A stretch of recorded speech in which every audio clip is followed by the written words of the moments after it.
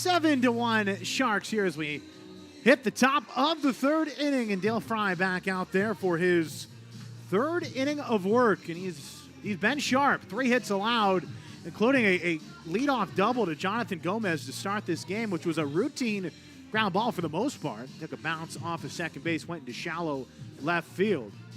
But other than that, Fry has been A-OK, and he's benefited, of course, by the 7 runs by LIU in the bottom of the first inning, and they'll face 2, 3, 4, Ray, Plummer, and Ureta here in the top of the third of this 6-run championship game. Sharks need 1 win to punch their ticket to the NCAA tournament. The pitch is low to Ray, who's 0 for 1. He flew out to right field back in the first inning. Sharks score 7 runs in the first. They've already seen 3 different FDU pitchers as Fry fires, and the pitch is hammered deep into right field. Giving chase is McGirt. He looks up, and it's gone. The NEC Player of the Year, Hunter Ray, delivers a solo shot to right field here in the top of the third. The Knights cut into the Sharks' lead. Still a 5-run game, but 7-2.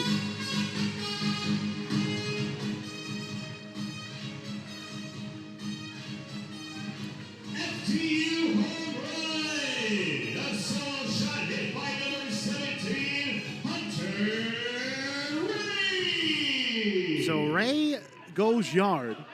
Now batting the catcher. Second run given up by Fry. And it brings up Garen Plummer, who's 0 for 1. The catcher for the Knights flew out to the left fielder in inning number 1, and that one hits him on the inside shoulder.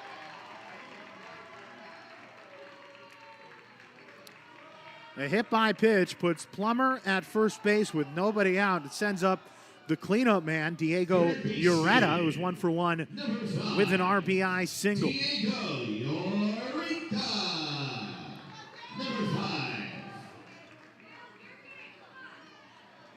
Joseph Durso goes out and talks with Fry. 1 in on the solo shot by Hunter Ray. Fry up to 41 pitches here in the top half of the third inning with a man off first and nobody out. Diego Ureta, the left-handed hitting third baseman. And time called right when Fry was about to deliver the first pitch of the at-bat. Home plate umpire calls time, and we will reset.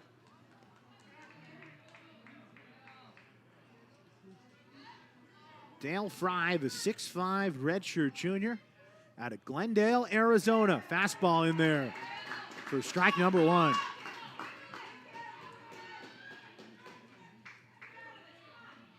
Ureta this series, 3 for 9, 5 walks. He scored 3 runs, and it's even on the cleanup man for FDU. 1 ball and 1 strike. Plummer has his lead off of first as the right-handed Fry checks over. Kicks and fires, and the fastball at the knees, strike 2. Fry with just 1 strikeout through 2 innings so far, faced 4 batters last inning.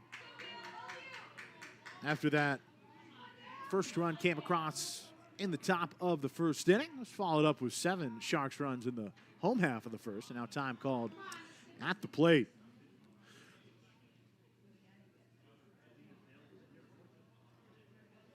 And now it appears like we'll have this could be a pitch com situation. Appears to be the case. Didn't even cross over the foul line into the infield, Coach Dan Perillo, and handed something to Dale Fry. So, an equipment timeout here at Skyland Stadium. 7-2 LIU. And Dale Fry back on the rubber.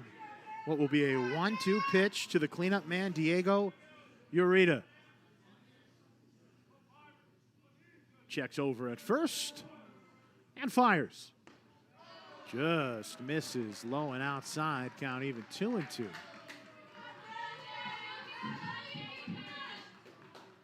Two runs on 4 hits, no errors for the Knights. 7 runs, 1 hit, no errors for the shot. Ertz says that one swung on and missed. Got him to chase in the dirt, 2 away.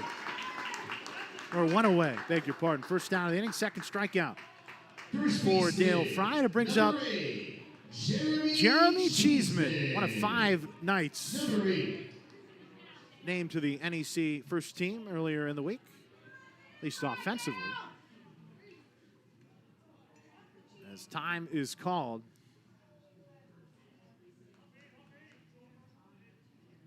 One gone and 1 in here in the top half of the 3rd inning. NEC championship game. Sharks hoping to go 1 and done. Take the crown for the 2nd time in 3 years. The pitch in there for strike 1.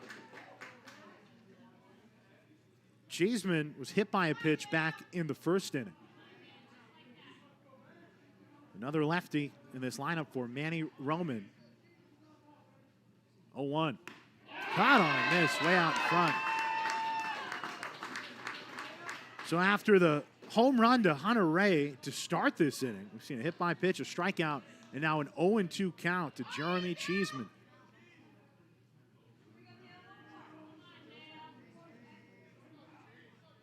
Fry fires. Fastball.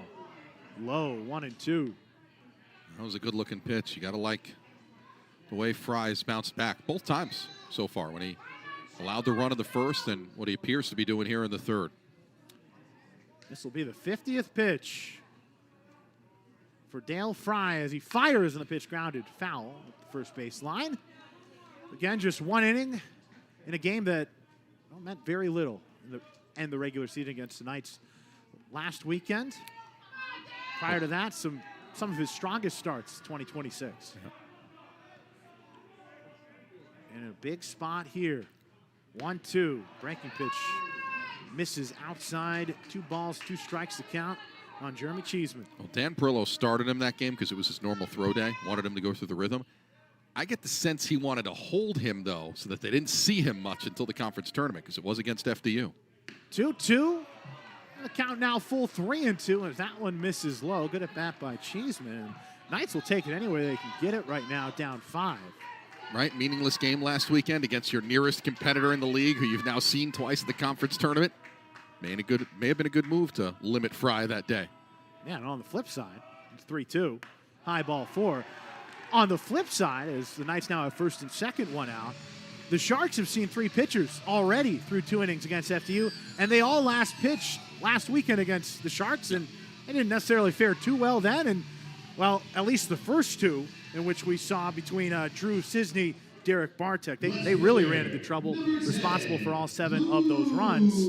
But this now, runners on first and second, 1 out, the biggest jam Fry has had up to this point. Well, almost everybody knows everybody at this point in the season, especially teams that you played in the back half of the season. First pitch to the left fielder, Luke Russo, in there for strike 1. So you know what everyone has. You've likely faced all of their pitching. How about a rare scenario where most of your lineup really hasn't seen a starter for a team you played a week ago? Pitch grounded to first. Right there is Kelleher, and he takes it to the bag for the 2nd out of the inning. He momentarily looked over at Ryan Rivera at second base, but opted to hold on to it. On to third base goes Plummer. On to second is Cheeseman, but 2 outs now with 2 on in the 3rd. Probably the right decision anyway across the board. Definitely the right decision given the circumstance. Take it to the bag and get the out. So the right-handed hitting DH, another first-teamer for this FDU Knights team. Drives one into left field, but making the grab on the run was Cord Dubrinsky, robbing Jeremy Delamonte of an extra base hit and keeping it a 5-run game as we're through 2.5, and the Sharks still lead 7-2.